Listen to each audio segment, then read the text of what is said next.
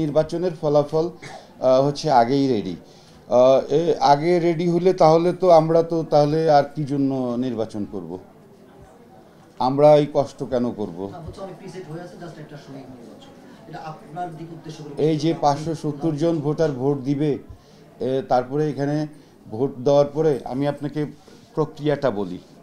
প্রক্রিয়াটা যখন আমরা 9টার সময় ভোট শুরু করব, আমরা প্রার্থীদের সামনে আমাদের স্বচ্ছ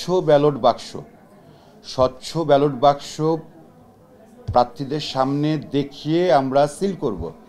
সিল করার পর সেখানে ব্যালট জমা দিবে, যার ব্যালট সে জমা দিবে, আমরাও জমা দিব না, ওনারা ড্রপ করবেন। এবং যখন ভোট শেষ হবে তখন যারা প্রার্থী তাদের সামনে আমরা ওই সিল করা ওই বাক্স খুলে ওনাদের সামনেই, ওনাদের থেকে হচ্ছে যে ওনারাও থাকবেন, ওনাদের প্রতিনিধি থাকবেন কাউন্টিংয়ের, তাদের সামনে এটা আমরা খুলে আমরা গণনা করব ওনাদের সামনে গণনা করে প্রত্যেকটা শিট বাই শিট একটা শিট হবে। আমরা যদি 25টার বান্ডিল করি বা 20টা ব্যালটের বান্ডিল করি তাহলে 20টার একটা শিট থাকবে, 25টার একটা।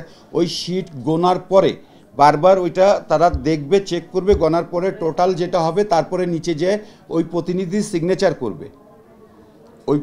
সিগনেচার করবে এবং আমরা সাজেস্ট করব ওই সময় যে ওই প্রতিনিধি ওনার কাছেও একটা নোট থাকবে। প্রত্যেকটা 5 জন প্রতিনিধি দিলে এক গ্রুপে, আর এক গ্রুপে 5 জন প্রতিনিধি দিলে প্রত্যেকের কাছেই নোট থাকবে, ওনারা ওইখানে নোট করবেন টোটালটা।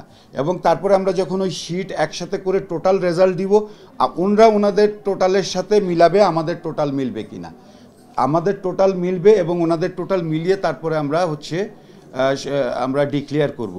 তো এইখানে রেজাল্ট তাহলে কিভাবে হচ্ছে আগের থেকে নির্ধারণ হয়ে থাকলো? এগুলো হচ্ছে বাজারের কথা, এগুলাতে আমরা বিশ্বাসী না, এগুলাতে আমরা কান দেই না, আমরা আমাদের কাজ করে যাচ্ছি। আর আমি আগেই বলেছি বাংলাদেশের নির্বাচন কালচারটাই এরকম। হ্যাঁ, এইটার থেকে আমাদের এই সমিতিও এটার বাইরে না, জাতীয় নির্বাচনও তাই হয়। যে দল বিজয়ী হয়, যে দল হারে তারা বলে যে সূক্ষ্ম কারচুপি হয়েছে। সো আমরাও কিন্তু তার বাইরে না, ওই কালচারের বাইরে না। তবে আমরা এখন পর্যন্ত আমরা বলছি এবং শেষ পর্যন্ত বলবো, আমরা সুষ্ঠু, নিরপেক্ষ এবং ক্রেডিবল, গ্রহণযোগ্য নির্বাচন করব ইনশাল্লাহ। আমি গতবার ঢুকতে পারিনি, তা এই জন্য গতবারের নির্বাচন জানি না। তার আগের নির্বাচনে আমি যখন দেখেছি পুরো কাউন্টিংটাই তো হচ্ছে বাইরে স্ক্রিনে দেখানো হয়েছে, তাহলে তো এখানে সেই অভিযোগটা বা সেই সন্দেহটা থাকার কোনো কারণ নেই। কারণ যারা কাউন্ট করছে এবং দুই প্যানেলের থেকে যারা প্রতিনিধি থাকবে এই কাউন্টিংয়ে তারা দেখছে, প্রতিনিধি আছে, তাহলে তো এখানে অবিশ্বাসের কিছু নেই, বা এখানে হচ্ছে যে আমরা ইচ্ছে করে যে ডিলে করছি বা আমাদের দুরভিসন্ধি কিছু আছে কি না, সেগুলোর তো কোনো কারণ নেই, সেগুলো হবে না, সেগুলোর কোনো ঘটনা।